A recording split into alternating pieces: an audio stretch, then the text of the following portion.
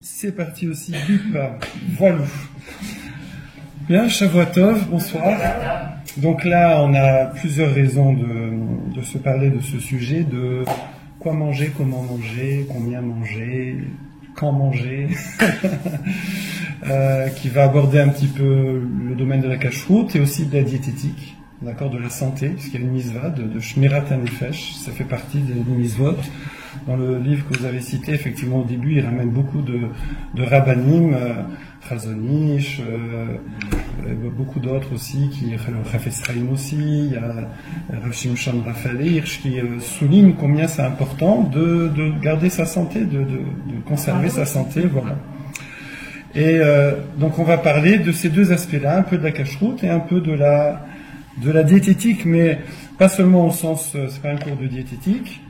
Je vous ai amené un petit cadeau, c'est mon régime qui est là, en résumé, comme ça, cadeau, discrètement, prenez comme ça, discrètement.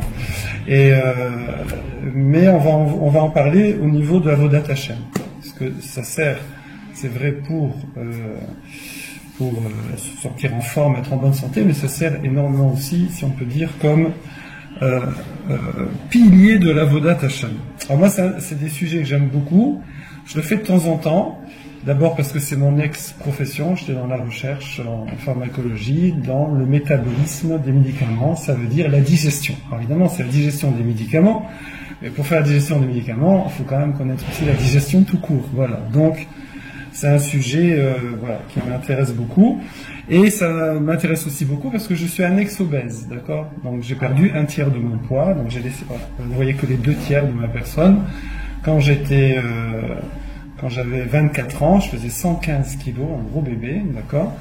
Après, je suis parti à l'armée, c'était obligatoire. À l'armée, je mangeais cachère. Donc, je prenais un café, un fruit le matin, et une barquette cachère le midi, une barquette cachère le soir. C'était vraiment du froid en plus. Je n'avais pas de quoi chauffer. Donc, un petit bout de poisson, un peu de riz, un peu de pommes de terre, le même menu pendant 1 an. D'accord? Donc, je suis descendu à 80 kilos, tranquillement. C'était chouette parce que ça m'a permis de me marier, d'accord, une épouse, je ne sais pas si elle regardera le cours. Donc j'avais déjà pris 10 kilos le temps je suis rentré à l'Yeshiva après l'armée, 10 kilos le temps de me marier. Heureusement que ça n'a pas traîné, parce qu'après. Et ensuite je suis remonté à 115, normal, jusqu'à il y a 10 ans. Je vous raconte un peu ma vie, parce que c'est intéressant. Jusqu'à il y a 10 ans, un peu plus, où quelqu'un dans une synagogue que je bénis, qu'il soit béni vraiment, ne savait pas que j'entendais et qu'il a dit sur moi, ça déborde de partout. Et là, ça m'a fait un déclic, et là je suis parti de 115 à 75, comme ça, avec le régime qui est là dans les feuilles qui sont ici, qui est un régime qui est adapté à ma personne, parce que, comme dit le Rambam, on verra, chaque personne, elle a sa façon, il y a beaucoup de paramètres, donc on peut pas, ça peut pas marcher pour tout le monde. Et voilà, il n'y a pas, pour grossir, si, vous demandez à quelqu'un de vous donner 10 kilos, je pense qu'il vous fera, vous faites comme ça, avec un rib, vous savez, vous envoyez 10 kilos. Voilà, donc c'est un sujet que j'aime beaucoup. Alors, j'ai beaucoup de choses à vous dire, mais j'ai pas eu, hélas, le temps de tout mettre dans l'ordre, donc soyez un peu indulgents. Alors, déjà, c'est une question que on peut tous se poser, si on prend un peu du recul par rapport à nos habitudes. Pourquoi Hachem nous a imposé cette corvée terrible qui est de manger, d'accord? C'est énorme, ça nous prend énormément d'énergie, énormément de temps, énormément de travail. Bon, c'est vrai que maintenant le budget alimentation est beaucoup moindre par rapport au budget voiture, maison, tout ce que vous voulez. Mais avant, c'était le budget principal. Les gens, ils avaient besoin de se nourrir. Et puis, ça prend beaucoup de temps, ça prend beaucoup d'énergie, c'est compliqué cette histoire. C'est compliqué, voilà. Pourquoi Hachem nous a pas fait un système plus sympathique qui existe, qui est par exemple la photosynthèse pour les plantes, d'accord, très bien comme ça, ou les champignons qui attrapent le carbone dans l'air, voilà, et magnifique, il n'y a même pas besoin de soleil, et donc ça aurait été très sympathique. Ou un système, si vous voulez, plus vertébré. Je ne sais pas si vous avez déjà vu un taureau de près. Allez une fois à la foire la foire de Paris. Alors, les Parisiens, c'est que là qu'ils voient des taureaux. Alors, ou en vacances. Et approchez-vous prudemment d'un taureau. Déjà, une vache, c'est imposant. Une vache, d'accord? C'est 800, 900 kilos. Mais un taureau, ça monte à plus d'une tonne. Et vous voyez, comme ça, les biscottos, c'est phénoménal. Il fait pas de gym, pas de sport, pas de musculation. Il mange que de l'herbe, d'accord? Il mange que de l'herbe. Donc, on voit ces animaux qui pèsent une tonne, qui mangent que de l'herbe, d'accord? Les éléphants aussi, si vous voulez. Donc, on voit que Akadosh Baruch Hu aurait pu aussi nous laisser comme ça, que de temps en temps, on irait au bord du lac, là-bas, il n'y aurait pas besoin de tondre, vous voyez, parce que on irait brouter un peu de temps en temps, et hop, comme ça, voilà, c'est tout. Hein, reprends un peu d'herbe, mon chéri, voilà, hop, voilà, je t'ai préparé de l'herbe ce soir pour changer, voilà. Et donc, il n'y aurait pas de souci, il n'y a aucun problème, d'accord, même tout ça, parce qu'il y a une petite hormone, la taurine, d'accord, qui est chez le taureau, que prennent d'ailleurs les bodybuilders, ils prennent de cette hormone et ça en faisant en même temps de la gym, eux, et ça les transforme. Donc on voit, Akadosh Baruch Hu aurait pu faire les choses différemment. On voit aussi que même dans l'histoire de l'être humain, dans l'histoire de l'homme, ça a existé, dans l'histoire de l'homme.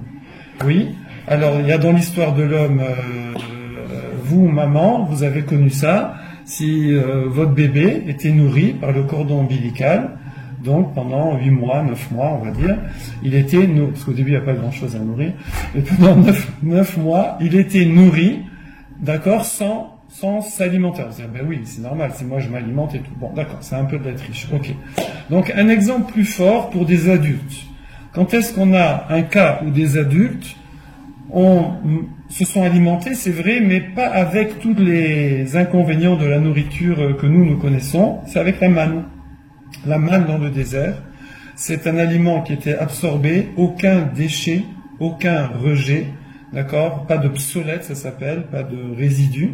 En plus, ça rendait chacham, ça rendait intelligent, ça rendait sage, et en plus, ça avait le goût qu'on voulait. Et bon, enfin, voilà. Ça c'est la manne. Adam Arishon aussi, on dit que les malachim lui faisaient griller de la viande. On est végétarien jusqu'au déluge, hein, donc il n'y a pas de viande. C'est simplement, ça veut dire que les malachim préparaient les aliments d'Adam Arishon pour qu'il n'y ait que, comme la manne, si vous voulez, que la partie qui est absorbée par l'être humain, et donc pas là. Donc voilà, on voit que les solutions ne manquaient pas, puisqu'elles existent par ailleurs dans la nature, chez les animaux supérieurs aussi, et chez les plantes, et aussi chez nous. Il y a eu des périodes de notre histoire où l'être humain s'est alimenté d'une façon beaucoup plus clean, beaucoup plus classe que ce que nous faisons. Alors pourquoi c'est comme ça? Alors donc maintenant, donc la question pourquoi Hachem nous a imposé cette façon de s'alimenter avec tout ce que ça, la digestion, etc., etc. Alors déjà, on pourrait dire, c'était pour appliquer beaucoup de lois. Parce que si vous regardez dans les 613 mitzvot, il y a énormément de lois qui sont liées à l'alimentation. S'il n'y avait pas d'alimentation, il n'y aurait pas ces lois. Car vous savez que on dit parfois la Torah, c'est le mode d'emploi du monde. Genre qu'Hachem a créé le monde et après il a fait un mode d'emploi. C'est pas comme ça. Hachem a fait le monde en fonction de la Torah. C'est-à-dire pour qu'on puisse faire Kiboud AVM, honorer ses parents, il a fait que la conception se passe de cette façon-là avec des parents, etc. Sinon, c'est les cigognes qui nous largueraient, d'accord? Et ainsi de suite. Tout est fait, c'est à l'envers. Ça veut dire tout a été basé, tout a été conçu par Akadosh Baruch Hu pour appliquer la Torah, d'accord? Donc Hachem nous a créé avec toute cette physiologie et cette nécessité de s'alimenter, de digérer, etc., etc., pour appliquer de nombreuses lois. Alors moi j'ai fait un petit peu une liste tellement j'avais peur d'en oublier. Si j'en oublie, dites-le moi, mais évidemment il y a tout ce qui est kashrut. Mais la kashrut, il y a Bassar Bechalav, Ta'arovet, les mélanges, il y a la shrita, il y a Kisuidam, vous savez quand on fait il faut verser il y a des mitzvot, il faut verser sur le sang quand on fait la shrita des ophot, des oiseaux ou des chayot, des animaux sauvages. Qu'est-ce qu'il y a? Il y a les corbanotes, tous les corbanotes, toutes les offrandes au Beth Amikdash, où les kohanim mangeaient, tout ça c'est aussi à la nourriture. Il y a tout ce qui est troumot, maaser, tous les prélèvements, la trouma qui mange toutes les lois de trouma du Kohen, donc, et toutes les lois aussi comment on mange des corbanotes, donc de tahara, de pureté, d'impureté, etc. les lois de Nazir, vous savez, Nazir, celui qui se prive de tout ce qui est lié au raisin, tous les ta'anit, si on mangeait pas, on peut pas faire de ta'anit, d'accord, donc on a toutes les ta'aniotes qui partiraient, la matzah, le maror, d'accord, toutes ces choses-là, toutes les seudot mitzvot, d'accord, seudot mitzvah, que ce soit Shabbat, Yom Tov, mariage, Brit Mila, etc. Donc on voit, et évidemment les brachot, toutes les brachot, Birkat Hamazon, donc toute cette énorme partie de la Torah, elle est liée au fait qu'on doit s'alimenter. Donc c'est pour ça qu'Akadosh Baruch Hu nous a créés avec cette physiologie complexe et dont on aurait pu se passer, parce que c'est ça qui nous permet d'accomplir ces mitzvot. Pour rester sur la cacheroute pour l'instant, on va rester là-dessus. Voilà, donc il y a toutes les cacheroutes, des animaux, à quatre pattes, des mammifères, des oiseaux, des reptiles, etc. C'est marqué Al teshaketsu et nafshotechem, donc ne rendez pas répugnantes, si on peut dire, vos âmes. Bechol hacheres ashoretz, de tous les rampants, donc c'est tout ce qu'il y a dans les végétaux essentiellement. Velo titameu bahem, et vous ne vous rendrez pas tamé par eux. Donc tamé, ça s'écrit avec un aleph normalement. Touma, c'est avec un aleph à la fin. Et c'est marqué venit metem bam. Venit metem bam, mot à mot, normalement ça veut dire vous vous rendrez impur si vous mangez ces animaux pas cachers, qui sont tamés. Si on mange des aliments tamés, ça nous rend tamés. D'accord? Seulement le mot tamé, il s'écrit avec un aleph, on a dit à la fin. Et là, on pourrait dire il y a une faute d'orthographe. C'est pas une blague, vous regarderez dans la paracha, c'est à la fin de la paracha, c'est marqué Venit metem, bam, et il n'y a pas le aleph. Il n'y a pas le aleph. Évidemment, c'est fait exprès, c'est pas une faute, oui. Pourquoi? C'est parce que Kadosh Baruch Hu veut nous apprendre ici, ce que les Chachamim sont d'Oresh, ce qu'ils expliquent à partir de ce verset, c'est que c'est pour faire une sorte de jeu de mots entre Touma et Timtum. Timtum, ça veut dire Timtum alev, se boucher le cœur et être abruti, si on peut dire, c'est-à-dire perdre son intelligence. Ça veut dire qu'une personne, quand elle mange pas cachère, eh bien, ça lui crée un timtum. Ça va non seulement boucher son cœur, le cœur dans le sens, pas les sentiments, mais dans le cœur l'intelligence. Comment? Exactement, voilà. En fait, ça revient à perdre, à diminuer effectivement son émouna. C'est pour ça que de tout temps, les chachamim, les sages, quand des personnes, elles sentent qu'elles ont une baisse d'émouna, c'est parfois lié au fait que la cacheroute est un peu laisse aller. Et quand quelqu'un il veut revenir à la Torah, effectivement, là où il faut commencer, c'est commencer par la cacheroute. C'est la première chose qu'il faut faire pour permettre à quelqu'un, voilà, des fois, prenez quelqu'un en pensionnaire, vous lui donnez à manger cachère, tout de suite, déjà la personne, elle va voir les choses différemment. Donc on voit qu'il y a un lien très étroit entre ce que l'on mange et ce que l'on pense, on va dire rapidement. Ça veut dire comment on voit la vie, comment on réfléchit, ce qu'on appelle les mouna, etc.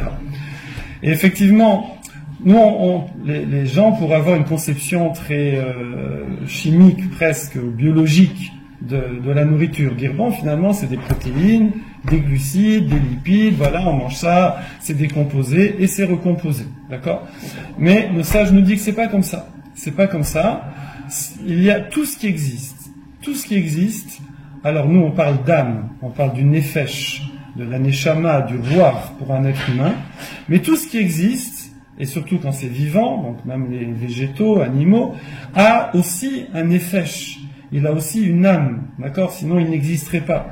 Il a ce qu'on appelle un shoresh, il a une racine spirituelle. Et il a ce qu'on appelle aussi une maout, une essence spirituelle. C'est comme ça que Adam Arishon a nommé tous les animaux en donnant, pas un nom comme ça arbitraire, à chaque fois le nom de l'animal représente l'essence de l'animal. En la Shon HaKodesh, chaque animal, le nom de cet animal vous donne la psychologie de cet animal-là. D'accord? Ça veut dire qu'on peut, Adam Arishon était capable de le faire, mais on n'est pas capable, mais des fois c'est pas trop difficile. Par exemple, le chazir, d'accord, qu'on mange pas, oui, eh bien, c'est un animal qui mange n'importe quoi, qui qui est sale, qui sent mauvais, qui a une conduite comme ça. Alors c'est pas par hasard, c'est pas que il se trouve qu'il y a un animal et il agit de cette façon, il s'alimente de cette façon, il digère très vite, hein, d'accord. Hélas, au niveau, bon, ça c'est dans les sciences, dans la biologie, au niveau métabolisme, c'est le plus proche de nous. Bon, on est désolé, mais bon. Donc, en tout cas, c'est pas par hasard, c'est parce que il a dans son essence spirituelle ses côtés négatifs. Et quand quelqu'un va manger de cet aliment-là, alors c'est vrai que la partie matérielle va nourrir le corps, mais la partie spirituelle de l'animal va nourrir la partie spirituelle de l'être humain. C'est pour ça que nous mangeons que des animaux qui sont pacifiques, d'accord? Donc bovidés, ovidés, capridés, je vois comme ça. Donc chèvres, moutons et vaches, qui sont des animaux pacifiques, des animaux posés, qui ruminent. Ça veut dire ils prennent le temps, ils sont réfléchis. Vous voyez, le cochon il mange très vite et il digère très vite. Il n'a pas le temps de. Donc chacun. Pareil les oiseaux, on voit dans la paracha, dès qu'un oiseau est agressif, alors ça y est, il n'est plus cachère, parce que ça va passer son essence. C'est pas par hasard qu'il est agressif, c'est qu'il a une essence qui est comme ça, qui est utile pour l'équilibre dans la nature. Il faut voilà, mais c'est pas utile pour nous. Et on voit même par exemple la chassida, donc, qui est citée dans la paracha, qui est la cigogne, qui est un animal qui pourrait paraître très sympathique, puisqu'il s'appelle chassid, donc c'est-à-dire elle est pieuse, oui, mais on dit elle fait du chesed qu'avec son espèce, elle fait pas avec les autres, donc elle fait qu'avec ses copines, donc c'est pas un caractère non plus qu'on a envie d'avoir. Donc ici on voit au niveau de la cacheroute que on doit s'alimenter pas seulement de la partie matérielle qui est dans les aliments, mais aussi de la partie spirituelle qui est dans les aliments, qui va composer, qui va influencer notre partie spirituelle. Donc c'est ce qu'on voit simplement dans ce mot de la paracha à la fin, qui fait un jeu de mots entre la touma, l'impureté, et le timtum. Le timtum, le fait d'être bouché, d'être bête, d'accord, de perdre effectivement cette intelligence. Voilà, ça c'est la petite partie sur la cacheroute. Je parle pas plus je parle pas davantage sur la cacheroute parce que c'est un sujet, je pense, que vous connaissez beaucoup. Et on va parler maintenant sur un autre aspect qui est déjà le Ramchal, Rabbi Moshe Chaim Luzzatto Zatzal. Il va nous donner une dimension énorme de l'alimentation. Alors il dit que en fait, en nous alimentant, alors de façon générale maintenant, d'accord, évidemment nous dans la cacheroute, oui, eh bien ça va être une des parties du tikkun de la faute d'Adam Arishon, d'accord. On voit déjà, d'ailleurs c'est marqué quand Adam Arishon a fauté, c'est marqué Beziat apecha tochal lechem. Ça veut dire, c'est quoi la sentence? C'est quoi la sanction? C'est à la sueur de ton front, tu mangeras du pain. C'est-à-dire tout de suite, on parle de nourriture. Et la faute d'Adam Arishon, c'était quoi? C'était aussi achila et sadat. C'était aussi la nourriture. Et même avant Adam Arishon, le premier être, la première créature qui a fauté avant Adam Arishon, c'est la terre. Vous savez, la terre, Hachem l'avait dit de sortir etz péri, osé péri, un arbre fruit qui crée des fruits, c'est-à-dire que l'arbre devait avoir le goût du fruit, mais l'arbre il s'est dit oui mais les gens ils vont manger le fruit, ils vont manger les arbres, après il y aura plus d'arbres, alors il a sorti, la terre a désobéi, et en faisant un cheshbon, un calcul, Shem Shamaim si on peut dire, et elle a sorti des arbres qui n'ont pas le goût du fruit, pour que les gens laissent les arbres, d'accord. Donc on voit encore c'est lié à l'alimentation, donc on voit ici que il y a quelque chose de très central, fondamental dans l'alimentation. C'est pas juste une façon de vivre, oui. Et le Ramchal explique que Adam Arishon avant la faute, tout ce qu'il faisait était Kodesh Kodashim. Tout ce qu'il faisait était pur. Le Yetzer Hara était à l'extérieur de lui. Lorsqu'il a mangé le Etz Adat Tov Vera, ça a créé en lui un mélange. Ça a mélangé le Tov et le Ra, et maintenant on doit, par les efforts de toute la Vodat Hashem, essayer de distinguer qu'est-ce qui est bien et qu'est-ce qui est pas bien dans nos actions, dans nos paroles, dans nos pensées. Ça, c'est ça c'est ce qu'a créé la faute d'Adam Rishon, un mélange. Un mélange. Alors si on regarde dans l'alimentation, c'est exactement, on dit le Ramchal, c'est ce qui se passe. Qu'est-ce qui se passe? C'est que tout est mélangé. Ça veut dire vous allez vouloir faire du pain. Il faut planter du blé, et après vous allez avoir, il faut sortir la paille, il faut sortir le grain de la paille, ensuite il faut sortir le son, il faut sortir l'enveloppe, ensuite il faut moudre, il faut ensuite tamiser la farine, donc sortir la bonne partie de la farine, ensuite il faut faire du pain, et même comme ça, avec tout ce tri où on a trié le mauvais du bon, ce qu'on appelle l'obsolète, d'accord, du orel, le résidu de ce qui est nourrissant. Mais même comme ça quand on va l'avaler, on sait encore que tout l'appareil digestif va devoir encore faire du tri. Et il y a une partie qui va aller là-bas, dehors, d'accord. Donc on voit que c'est trier. Et le Ramchal, il dit, c'est l'alimentation, maintenant, elle est l'image, c'est le modèle finalement de notre vie. Nous, qu'est-ce qu'on doit faire maintenant dans notre vie? Depuis qu'Adam Arishon a mangé ce Etz Hadat et il a entré en lui ce trouble, ce mélange entre le Tov et le Ra, entre le bien et le mal, maintenant on va devoir passer toute notre vie à essayer de filtrer, de trier, de ressortir le bien du mauvais dans nos actions, nos paroles et nos pensées, et on va faire ça des milliers, des centaines de milliers de fois, depuis qu'on ouvre des yeux jusqu'à ce qu'on les ferme le soir. Toute la journée, on fait des choix, tri, ça oui, ça non, ça maintenant, ça tout à l'heure, ça comme ci, ça comme ça, etc. Évidemment, ces choix-là, ils sont faits majoritairement de façon automatique, parce qu'on n'a pas le temps de réfléchir. C'est pour ça qu'il faut travailler le fond. Mais il y a une partie où c'est conscient et on réfléchit. Donc on voit avec l'alimentation, qu'on a dit tout à l'heure au début, la question de départ, pourquoi Kadosh Baruch Hu nous a imposé ce mode de subsistance, et non pas comme les plantes, les champignons, ou un truc plus simple comme les vaches qui mangent de l'herbe. C'est parce que c'est à l'image maintenant de toute la façon, tout le travail qu'on doit faire dans notre vie, qui est le même finalement que le travail qu'on fait dans l'alimentation. C'est pour ça que qu'est-ce qu'on fait au Beth Amikdash, qui est l'endroit le plus kadosh, qui est l'endroit vraiment, la résidence divine? Qu'est-ce qu'on fait? De la cuisine. Qu'est-ce qu'on fait? On fait cuire de la farine, on fait des libations de vin, on fait la shrita des animaux, on les dépaisse, je sais plus comment on dit, on grille la viande, et les kohanim mangent, et une partie est brûlée sur le misbéar, et des fois ceux qui offrent, ils mangent aussi une partie.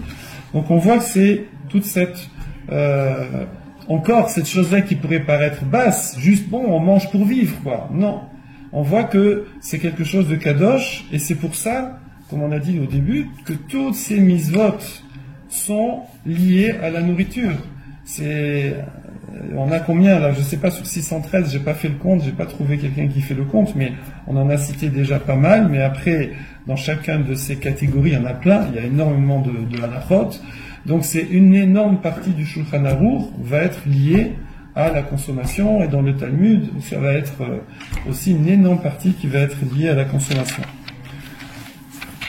Alors, maintenant on arrive aussi à une autre partie qui pourrait s'appliquer ça même aux non-juifs. Là on était un plus sur chez nous, quoi. Mais c'est que cette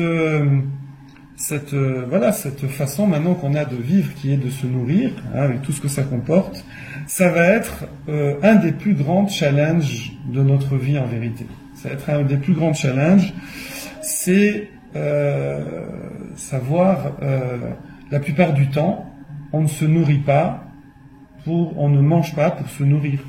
On mange pour des tas de raisons, mais pas pour se nourrir. D'accord? C'est la plupart du temps.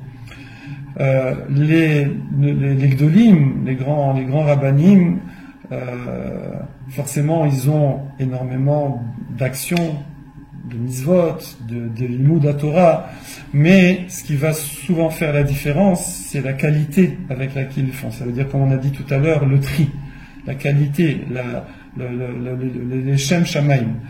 Et ça, on va retrouver ça dans l'alimentation. Dans l'alimentation, on va souvent manger, pourquoi? Parce qu'on est stressé. Donc on est comme ça, c'est pour se détendre, on mange pour se détendre. Ou on va manger parce que on a faim, mais dans le sens, c'est pas juste pour se nourrir. Ça veut dire, on va reparler de ça, mais le problème c'est que on commence parce qu'on a faim, mais ça continue après autrement. Ou on va manger simplement le plus souvent, pour les caves. Ça veut dire pour le plaisir physique, le kiff, voilà. Alors même si vous allez dire non, moi ça va, non, mais on mange pas n'importe quoi. Et ici à la yeshiva, alors je vais pas trop en parler, mais les bachurim, les menus, surtout que c'est un peu redondant, ils ont des fois du mal. On voit les jeunes ont du mal, petits aussi, ils ont du mal avec les haricots verts, ils ont du mal avec les petits pois. On a ça le lundi, voilà, le dimanche c'est haricots verts, et le lundi c'est les petits pois, ça reste quasiment intact, d'accord? Les pâtes et le riz ça passe un peu mieux, voilà. Pourtant on sait que c'est les aliments les plus sains, mais on voit qu'automatiquement on se dirige vers ce qui nous donne plus de plaisir, et Hachem a bien fait les choses. Il a bien fait les choses, comme je dis très souvent, quand je vois des bons gâteaux, et que de l'autre côté je vois des tomates, je dis si Akadosh Baruch Hu avait donné le goût du forêt noire à la tomate, et le goût de la tomate au forêt noire, franchement, la vie serait plus facile.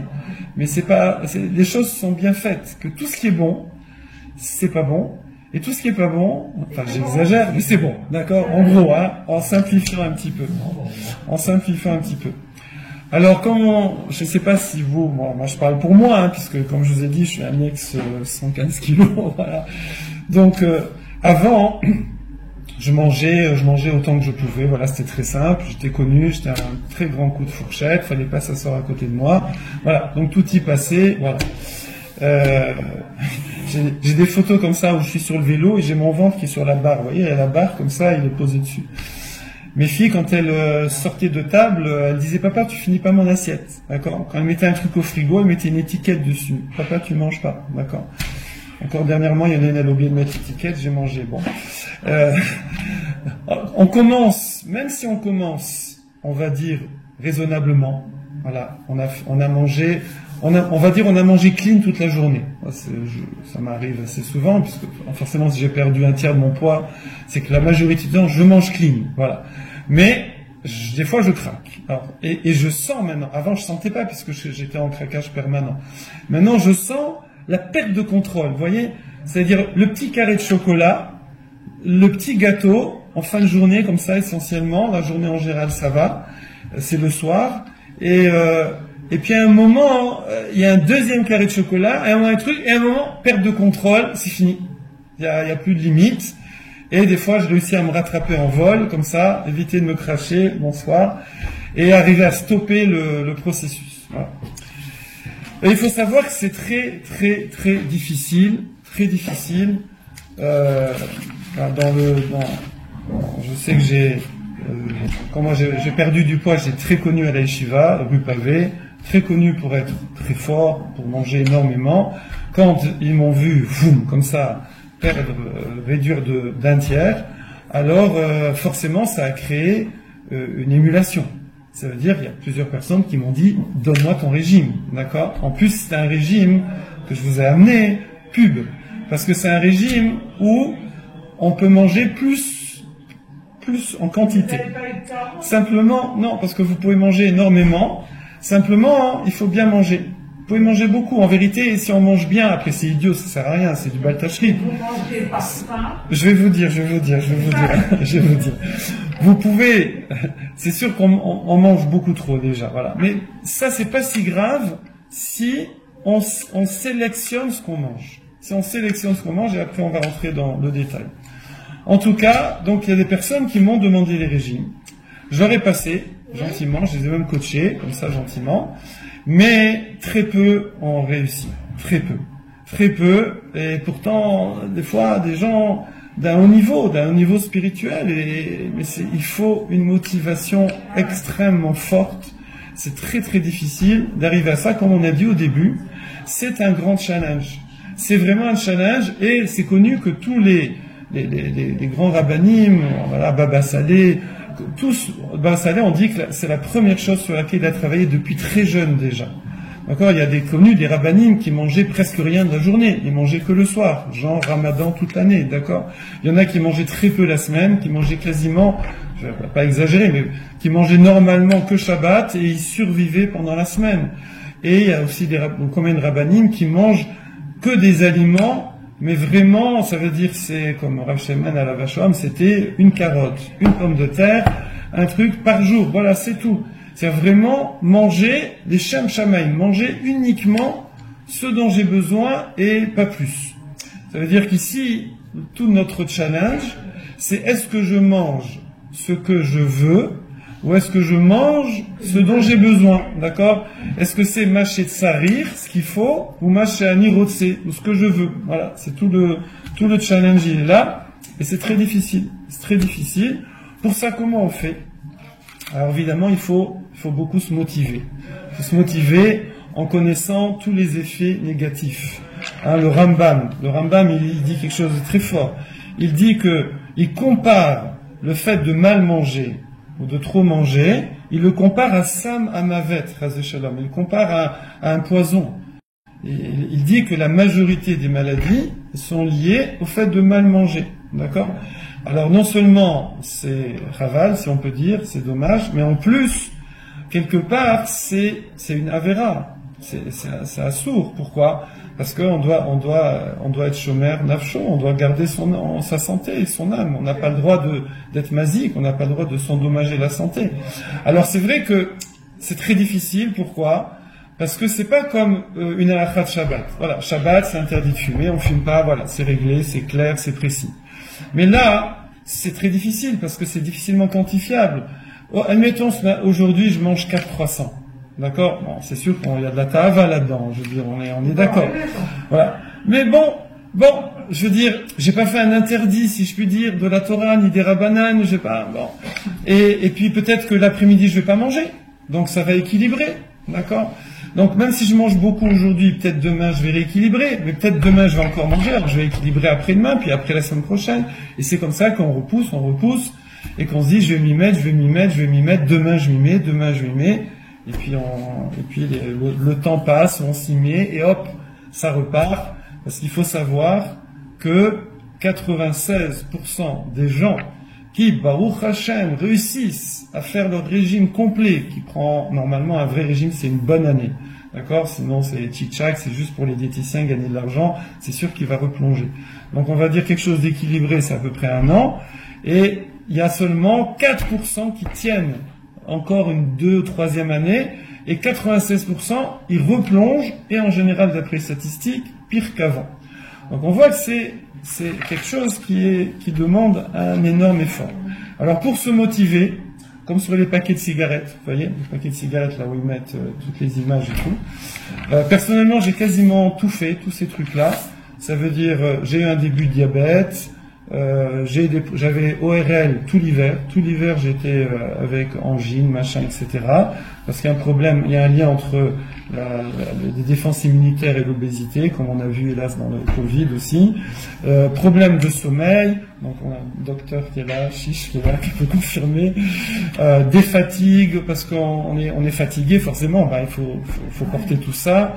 Après, cardiovasculaire, bon. Toutes ces choses-là, le lourdeur, la digestion, etc. Après, il y a aussi des conséquences, on va dire, plus indirectes. Problème de shalom bayit, bon, on va pas trop en parler. Problème d'inesthétique, problème de rejet dans la société aussi, ça peut arriver, je veux dire, surtout chez les enfants, chez les jeunes, à l'école, d'accord.